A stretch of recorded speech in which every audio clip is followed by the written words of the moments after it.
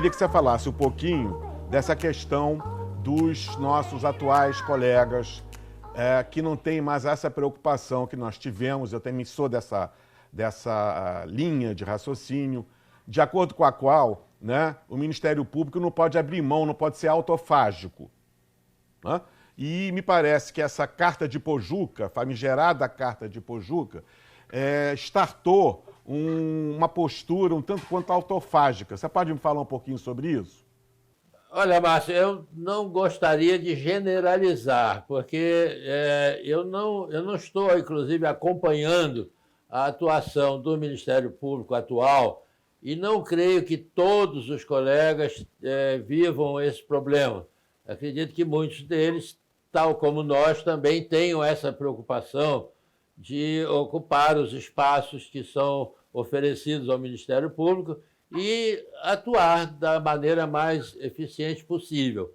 Agora, eu sinto realmente isso já do meu tempo, quando eu ainda estava na ativa. Não posso falar de hoje, porque eu estou... Não, fala do que você achar que pode falar. Pois é, no meu tempo havia um certo número de colegas, não era nem maioria, mas era um número significativo, que se recusava a falar numa série de processos, de modalidades de feitos judiciais, entendendo que não haveria interesse público que devesse ser patrocinado, tutelado pelo Ministério Público. A Carta de Pojuca, que você mencionou, foi um documento que foi editado nessa época em que se discutia esse problema. Então, eu posso colocar o meu sentimento, o meu modo de pensar. Eu acho que o Ministério Público chegou onde chegou porque soube ocupar o espaço, soube ser útil à sociedade, e a sociedade reconheceu o valor do Ministério Público e, por isso, nós conseguimos conquistar uma posição relevante, principalmente através da Constituição de 88. E eu acho que se o Ministério Público abre mão das oportunidades de se manifestar, de exercer o seu munus em determinados tipos de processos, por exemplo, mandado de segurança, tem muitos colegas nossos que se recusam a falar em mandado de segurança porque entendem que não há interesse público. Pois é, mas aí, para mim, isso aí... Luiz Sérgio, desculpe te interromper, mas isso aí é subproduto da Carta de Pojuca, ao ponto de que o Conselho Nacional do Ministério Público editou uma resolução, uma deliberação, falando que em mandado de segurança não era obrigatória a intervenção do Ministério Público. Ele quis revogar a lei do mandado de segurança, que tem um dispositivo expresso que fala que o Ministério Público terá que se manifestar obrigatoriamente. Claro. Não, eu concordo plenamente com você. Eu só não quero, primeiro, generalizar, porque eu sei que não são todos os colegas que pensam e que agem assim. Em segundo lugar, também não quero colocar a Carta de Pojuca como tendo sido a causa, porque a Carta de Pojuca surgiu quando esse movimento já existia dentro do nosso Ministério Público. Não, ela apenas formalizou, ela deu uma normatização, vamos chamar assim. Exatamente. Né? Foi uma forma de o grupo que pensava assim externar a sua opinião. Eu respeito muito a opinião, eu sei, eu não sou dono da verdade, nem pretendo ser, mas eu quero manifestar, já que você indagou, o meu ponto de vista. Eu sempre tive o seguinte pensamento. Eu fui procurador de justiça perante câmaras cíveis e depois grupos de câmaras cíveis, que hoje eu acho que nem existem mais os grupos, né? Estavam falando... eu já ouvi falar que há até uma ideia de reconstituir os grupos, mas no momento não existe. Então, e muitas vezes eu recebia processos em que, na minha opinião, não havia necessidade do Ministério Público falar, mas eu falava.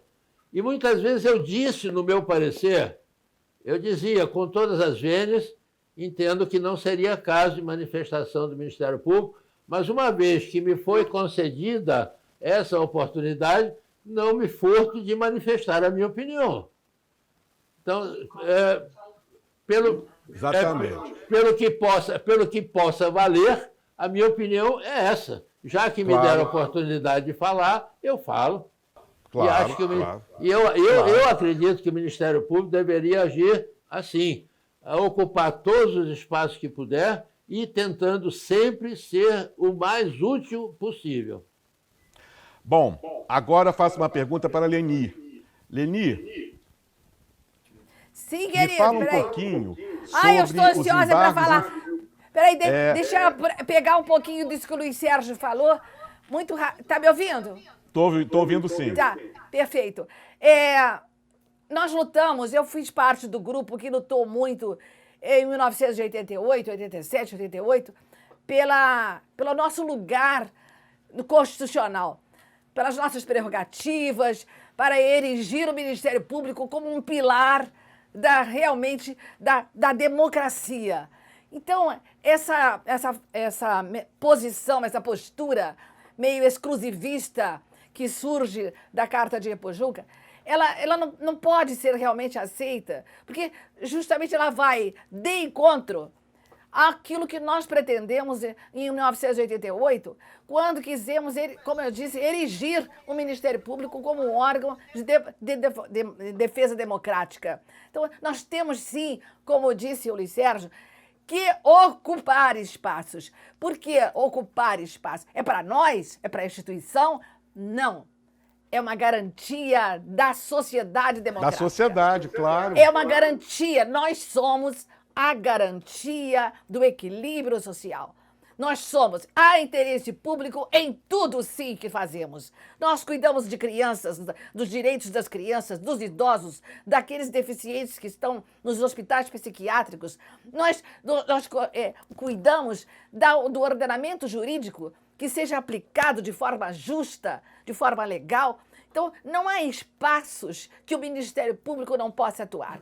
O Ministério Público, onde existir aplicação da lei, desequilíbrio, onde houver necessidade de justiça, nós estaremos do lado. Só queria Leni, concluir. E eu quero acrescentar ao que você disse, uma curiosidade. Quando a lei do ventre livre foi editada em 1871, salvo engano, essa mesma lei do ventre livre não existia Ministério Público, porque Ministério Público, enquanto instituição, é uma instituição republicana, mas já existia promotor. Desde que o mundo é mundo, existe juiz, existe promotor. Bom, a lei do ventre livre nomeou para a tutela dos interesses, criou a figura do curador dos inocentes. Quem era o curador dos inocentes? Era um promotor de justiça que ia tutelar os direitos daquela criança que já tinha nascido do ventre livre, filho de escravos ou de ex-escravos, e que já era livre pela lei de 1871. E quem patrocinava os interesses da defesa deles era um promotor de justiça. Era o curador dos inocentes. É inato, né? É da própria... É do nascedouro nosso, não é? Quer dizer...